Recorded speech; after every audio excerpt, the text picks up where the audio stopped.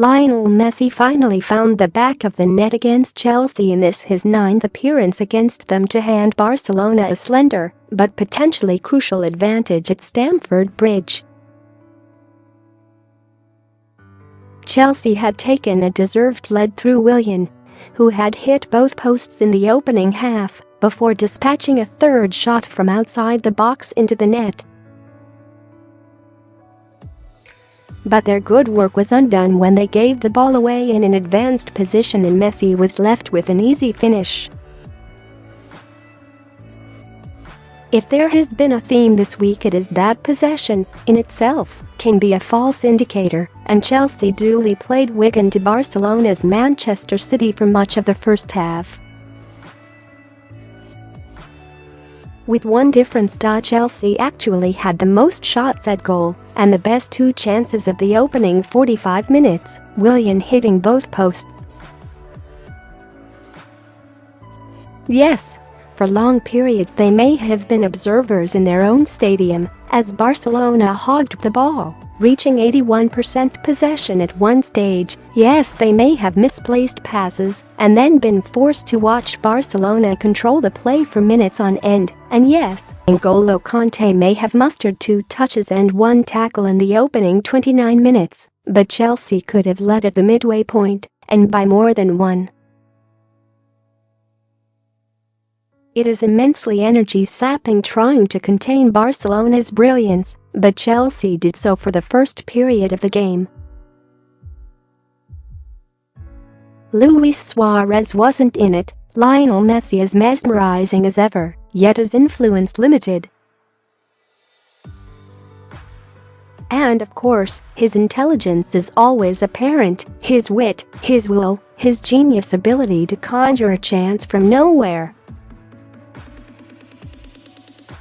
Sadly for Barcelona, his best moment, a chip targeted perfectly as a Jordan Spieth short wedge, fell to Paulinho, who appeared to have his Tottenham head on.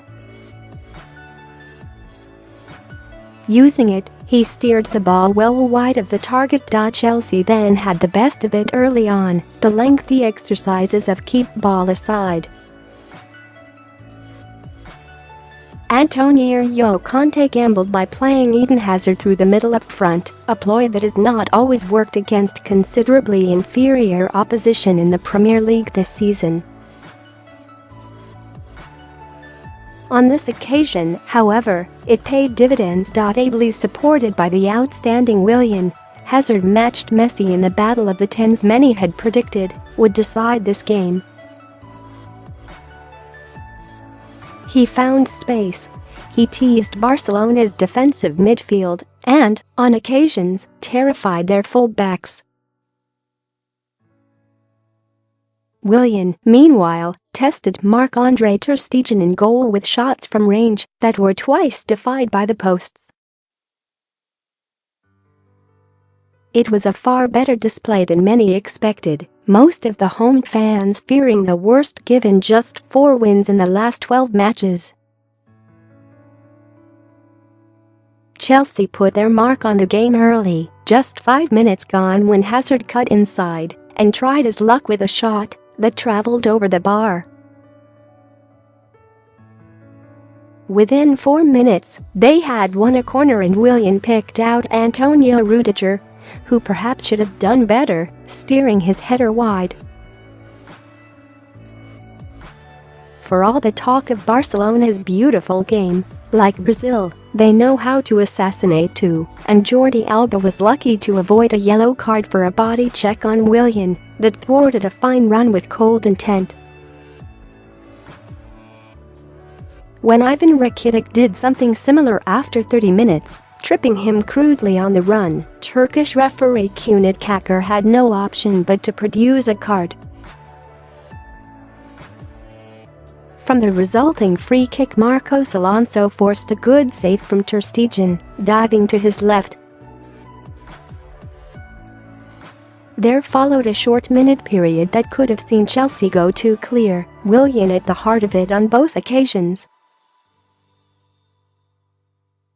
In the 33rd minute, Hazard fed Willian, who cut inside, drifting past Sergio Busquets before unleashing a shot of such venom, Ter Stegen could only look on helplessly.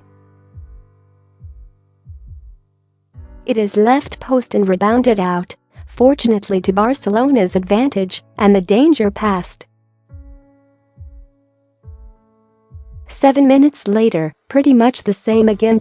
Willian once more, on the opposite side of the penalty, striking Ter Stegen's right post with a shot from outside the area.